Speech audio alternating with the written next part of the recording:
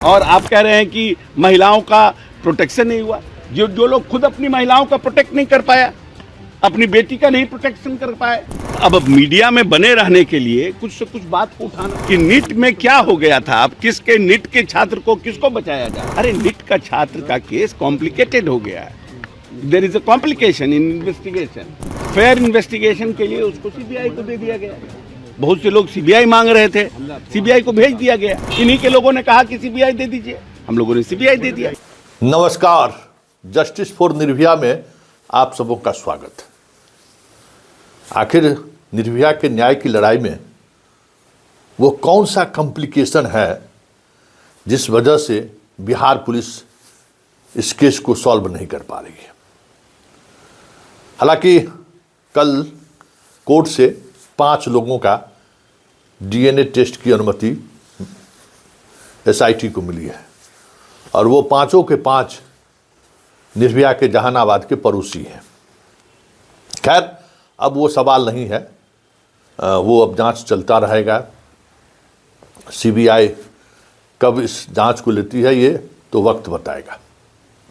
लेकिन जो सवाल है, उन सवालों के सहारे आज हम निर्भया के केस को टटोलने की कोशिश कर रहे हैं, क्योंकि निर्भया का केस मतलब एकदम सा ओपन केस है, कहीं कोई इफ बट नहीं है जहां तक मैंने इस केस को देखा है।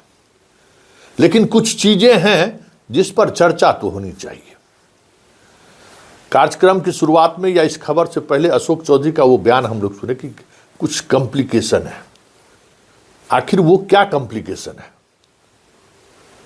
सोशल मीडिया में जो ट्रेंड कर रहा है, निशांत को बचाने की कोशिश है, रामकृपाल के बेटे को बचाने की कोशिश है, प्रेम कुमार के बेटे को बचाने की कोशिश है, चंद्रवंशी जी सांसद हैं, उनके परिवार के लोगों को बचाने की कोशिश है। वो क्या कॉम्प्लिकेशन है जिस कॉम्प्लिकेशन से बिहार की पुलिस बच रही है? या भूमियार का नाक न कट जाए, इस कॉम्प्लिकेशन में पुलिस आगे की कार्रवाई नहीं कर रही है? यही होगा ना, और कुछ नहीं है। और ये केस पूरी तौर पर ओपन केस है। जो सोशल मीडिया में चल रहा है उसमें है कि मंत्री के बेटे लोग हैं इसलिए पुलिस बचा रही है। लेकिन जो केस का जो स्टडी है या केस जिस दिशा में जा रही है वो बता रहा है कि निर्भया के साथ जो कुछ भी हुआ है वो जहानाबाद में हुआ है।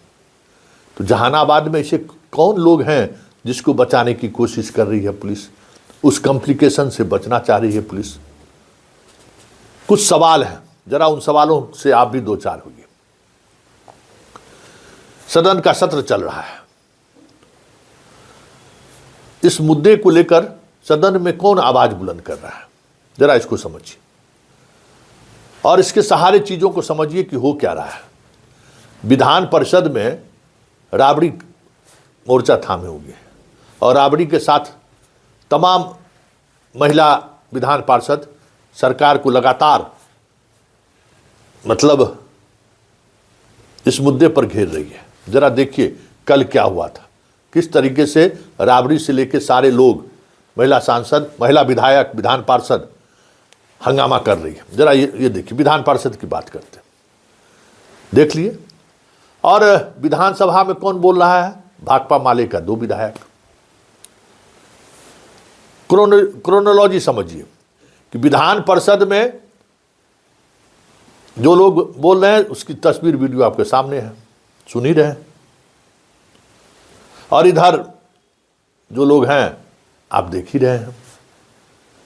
जबकि विधान परिषद में भी भूमियार, विधान परिषद की संख्या अच्छी खासी है, विधानसभा में भी विधायकों की भूमियार की संख्या अच्छी खासी है। जिस सदन में हंगामा हो रहा है उस सदन में नीरज क्या बोल रहे हैं वो भी भूमियार हैं। हंगामे पर नीरज क्या बोल रहे हैं जरा सुनिए, गौर से सुनिएगा। यह सच है कि दरभंगा में बहुत ही दुखद और नृशंस घटना हुई और सदन में माननीय सदस्य सिद्दीकी साहब के द्वारा यह सवाल उठाया गया। माननीय उपसभापति ने जो नियमन दिया उसके बाद सदन की कार्रवाई बाकी मैं एक चीज ऐड कर देना चाहता हूं, जोड़ देना चाहता हूं।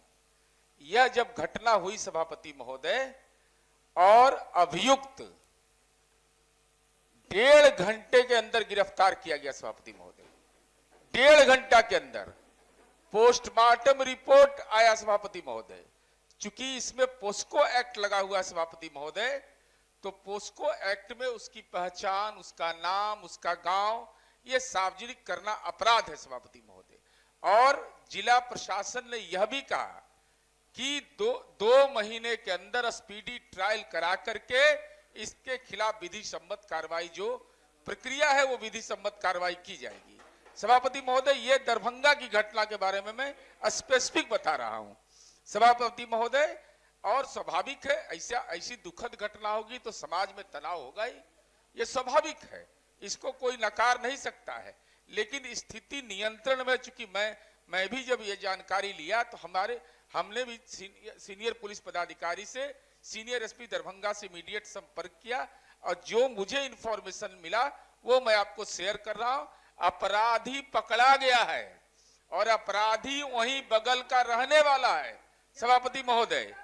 और अरे भाई उनके और सभापति महोदय, चूंकि पोस्को एक्ट में जब है तो एफआईआर की प्रति हमको नहीं मिल सकती है, ये नहीं दिया जा सकता है किसी को, क्योंकि पोस्को एक्ट का ये नियम है सभापति महोदय।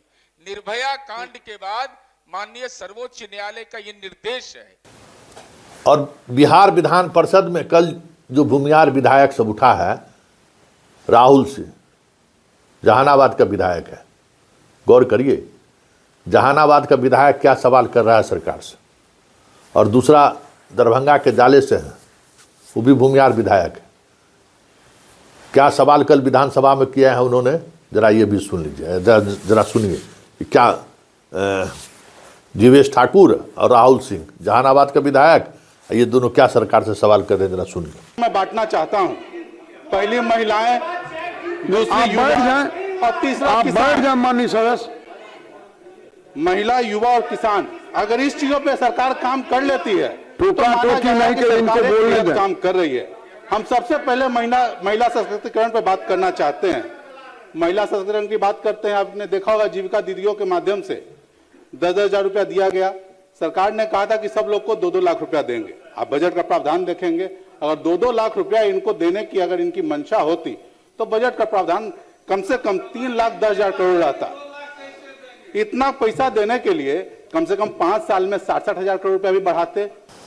सुन लिए ना, एक को अपने थाना क्षेत्र के बिल्डिंग की पड़ी हुई है, उस पर गृह मंत्री को घेरे हुए है, और दूसरा इस बात को लेकर कि भाई कहां उद्योग खुल रहा है। सारा विपक्ष निर्भया के न्याय की लड़ाई की आवाज उठाने में लगा हुआ है, और राहुल कोई आरजेडी विधायक, कोई दूसरा नहीं है, लेकिन वो सवाल क्या कर रहा है वो आपके सामने है। इसी तरीके से गौर करिए, पूरे इस खेल को अगर गौर करिए, घटना पटना घटी है और आंदोलन जंतर मंतर पर धरना हो रहा है, विधानसभा का सत्र चल रहा है और पदयात्रा जहानाबाद में चल रहा है। मतलब क्या है कि दूर से जो है ना, दूर से जो है झटका मारिए, देखो ना, छड़ी नहीं होता, झटका मार के फिर खींच लिए, क्या रिएक्शन होता है। विधानसभा चल रहा है, इतनी बड़ी बातें हैं, सीबीआई जांच नहीं ले रही है, भूमिहार के तमाम विधायक चुप्पी साधे हुए हैं। किसी भूमिहार के विधायक को नीट पर बयान सुने हैं? एक भी विधायक विधान परिषद कुछ बोला है? नीरज का तो बोल ही अलग है, कोई बोल रहा है, कोई आवाज उठा रहा है कि सरकार दबा रही है?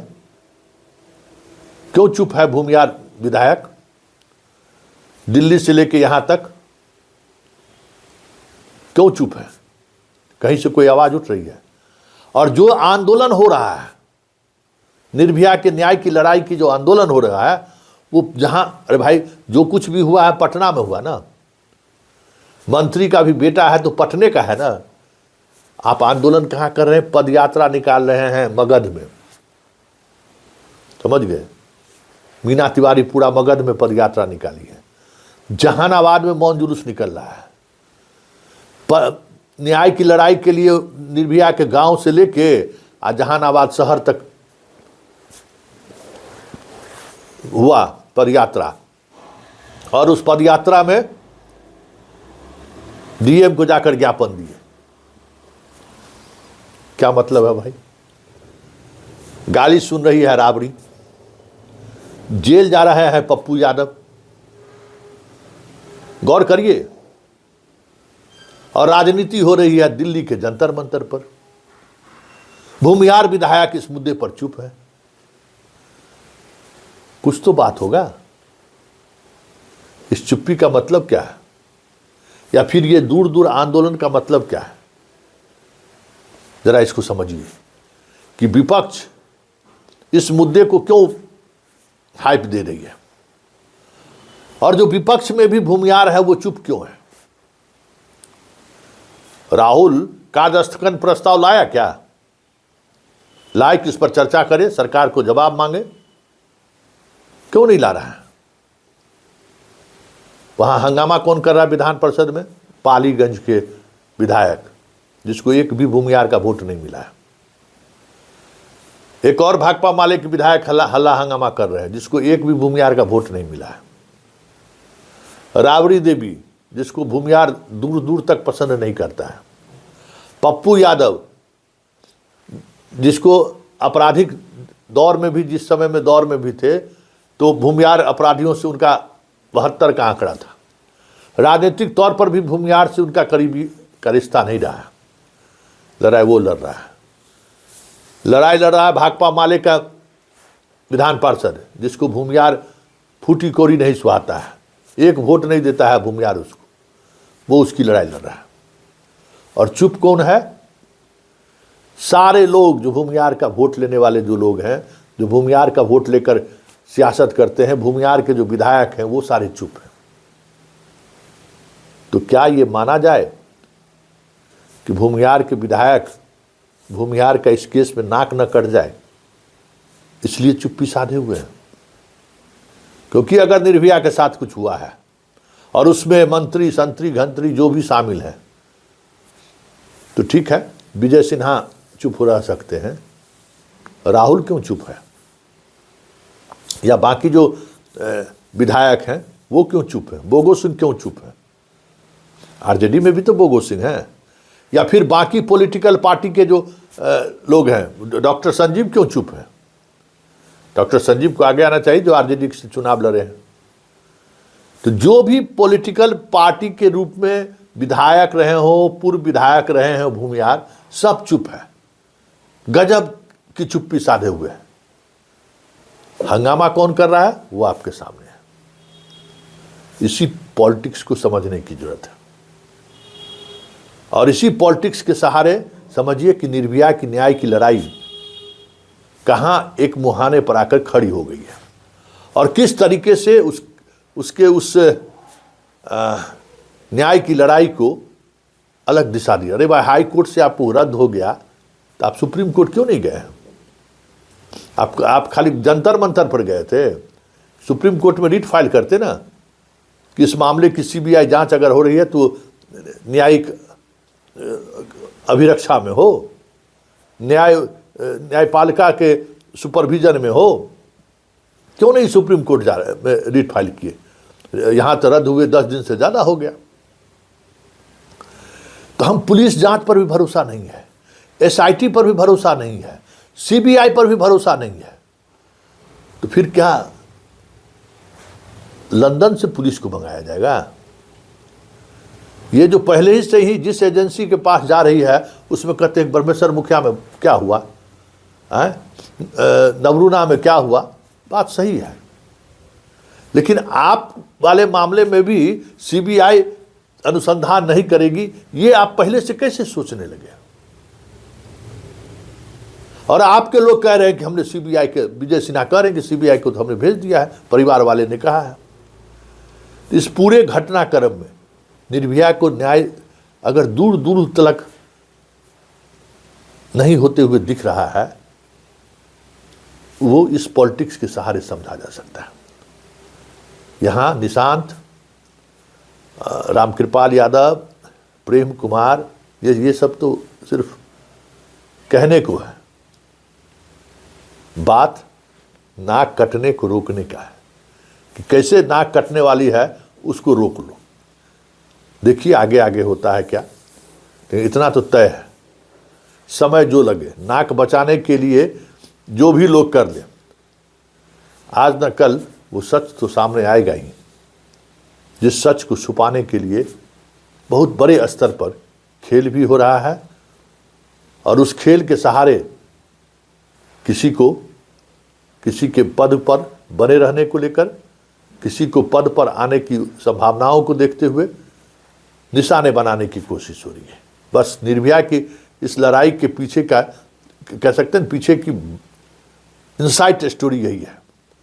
सम्राट को डिस्क्रेडिट करो, निशांत पर हमला करके डिस्क्रेडिट करो कि अगर वो राजनीति में आता है तो साथ में ये चीज़ें चर्चा हो जाए, लेकिन बाकी मंत्री का नाम मत लो जिनके बेटे की बात हो रही है। लेकिन उससे उतर जो सबसे महत्वपूर्ण बात है कि भूमिहार के विधायक क्यों चुप है, चाहे वो सत्ता पक्ष के भूमिहार हो चाहे विपक्ष का हो। क्या उस चुप्पी के सहारे वो नाक ना कटे इसको लेकर कुछ अंडर टेबल समझौता तो नहीं कर दिए? जवाब तो देना होगा, क्योंकि निर्भया अब सिर्फ भूमिहार की बेटी नहीं रही है, निर्भया इस बिहार की बेटी हो गई है। जो भूमिहार इसको अपनी बेटी के सहारे लड़ना चाह रही थी या लड़ने की कोशिश कर रही थी, अब वो लड़ाई बिहार की बेटी की हो गई है। इसलिए सच तो सामने आएगा।